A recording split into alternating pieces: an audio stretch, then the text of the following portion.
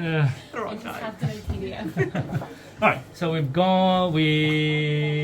did the chest train together. We did? I assisted you, and then we went through how the chest train looked at the bedside. Yes. And then the theoretical sort of mechanical aspect of it in the background. Tell me how you felt during the chest train. Do you think you did okay, you did poorly, things that you didn't work out, complications? I think there were a couple of things that I would have done differently. Yep. So I was able to identify the location for the chest strain by using the landmarks provided and by the previous chest strain insertion site, which was there. Yep. Probably would have used a longer needle for the local, perhaps just to get a bit more pain relief, because he was a bit uncomfortable when we were really getting into floor space. Yes. The second thing I think I would have done differently is use the scalpel more effectively. I think that I didn't really cut the skin in the most the best way for the patient, in that it actually made the dilation a bit difficult. That caused a kink in the wire, and then it was a bit more of a struggle to pass the chest drain over the guide wire. So I think that did downstream cause some difficulties. Yep. But overall, because we followed this step by step, and when we ran into a problem, kind of backtracked. Yep. Kind of said, okay, well, let's go back to this and see if this is still working correctly. I think that was a good thing to do. And because I needed some assistance, I did say, okay, I think this is something that I need some help on. And then we were able to kind of troubleshoot things together. Yeah, good. Yeah, so some good things. I think overall this is like your first chest drain insertion. I think that was great. You did well. I think you, first of all, obviously both of us scrubbed up as me as your assistant to troubleshoot anything.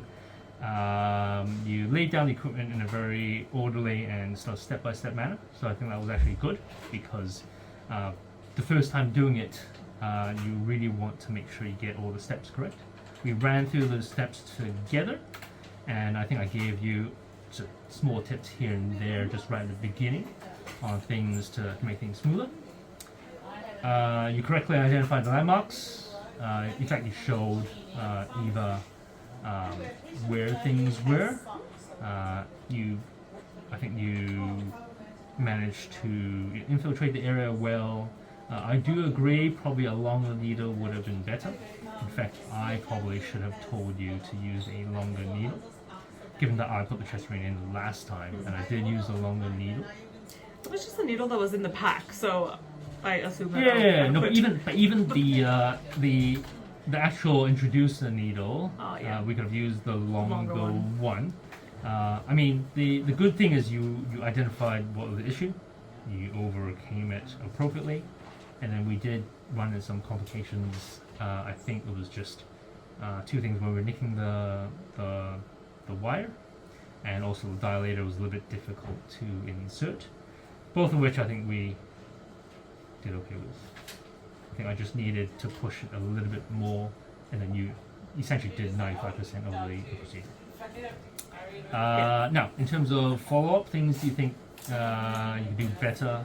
I think it's just more practice with these things. Now that you've done one, you could say next time you've done one, and you could just get some more further supervision. And you do heaps of these in ED. To be honest, you probably do a formal chest drain where you do surgical blunt dissection rather than pigtails. Now, here's a question: what are you doing after the chest drain insertion? So after the chest drain was inserted, we sutured it, and I was not very comfortable with suturing it because I hadn't sutured one before, so I did need some help with that. But after I got the technique down, I was able to just secure it pretty well, and then we taped it down well enough that it's going to be difficult. Wonderful. Perfect. And then things to do after everything's done? After everything's done, just making sure that that everything that went in has come out, Yep. apart from the actual drain, of course. Yep. And making sure all our sharps are properly disposed of, and making sure that the drape is removed. And getting a chest X-ray. Getting a chest Making X-ray. sure that it's properly positioned. Perfect. Get a chest X-ray, and we'll send out some fluids. Do you know what sort of things we test for? Pleural effusions? Usually LDH, protein. Do you specifically test albumin? Yeah, you can. What's that? What's LDH? What do you test for LDH protein and stuff like that? To apply Light's criteria. Light's criteria. What's Light's criteria? To see if it's exudative or transudative. Oh. There are 3 criteria. Oh, there you go. Yeah, 3 criteria. We went through this yesterday. Yes. Didn't we? Was it yesterday? Yeah, we went through the results of the previous one. What were they? Yeah. So it's The criteria? Yeah. Okay, so one of them is that LDH is greater than 2/3 upper limit of normal. Yep. One is that I think LDH is greater than 0.6 in the pleura compared to the serum, and one is protein is greater than 0.5 in the pleura compared to the serum. That's all right. Yeah, and then if it is, then what is what? If any of them are positive, then it's highly sensitive that it's exudate. Okay, what's the difference between exudate and transudate? Why do we care? Well, why do we care? Actually, Yeah. most importantly, we do all this stuff. Why do we care? It determines management and the underlying pathology. So if it's transudative, it's likely from a fluid overloaded state, like heart failure or nephrotic syndrome. And then if it's transudative, it's likely a local pathology, like you would see. Did you say transudate? No. No, Exudate. Did I say trans? Yeah, I meant yeah, exudate. Perfect. Yeah. Good. I mean, how I remember is like if you have nasty cancer there, it's exuding stuff, then obviously your protein is going to be high because you're exuding the proteins, right? Whereas if it's a hydrostatic thing, it's just free fluid coming out, protein's going to be low. There are other things that you could test for besides Light's criteria. Do you know anything else? cell count microscopy, I guess. Yeah. We're concerned about a chylothorax or an empyema. Yep. How do you test for chylothorax? Triglycerides. Triglycerides. It's not Staining? microns. Staining? Staining. Yeah. Gram stain. Yeah, you do gram stain, but you can stain chylomicrons. You can look at Oh, it yeah. in a microscope. I think it's an India red stain or Saturn red or something. It's very fancy. Chylothorax, MCS, cytology, especially with this patient we worry about cancer. You look for pH, you look for glucose. pH, if it's more acidic, it's more malignant and more infective.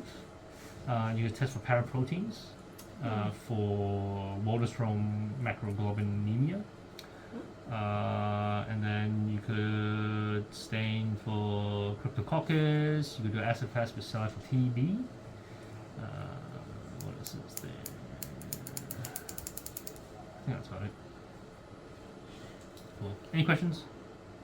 No, that All right. answered all of my questions. Good news is, I'm here with, no, you guys are nice coming up. I'm gonna stay here. You're gonna stay She's on here. days. She doesn't do guess, nights. I Guess don't what do nights. happened? On Thursday, I'm gonna ask you this stuff all over again. No, in fact, on Thursday, you're gonna teach me this Yeah, stuff. done. Right? You're Yeah. gonna teach me the triangle safety. You're gonna teach me why we put chest drains in. You're gonna put a chest drain in. I'm gonna take this one out. You're gonna put a new one in. Blind. Folded.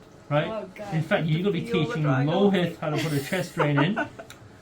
And then next time when I see you in 2 months' time, I'll randomly ambush you to teach I'll me be about ready. teach you about chest drain. I'm sure there's good videos of this.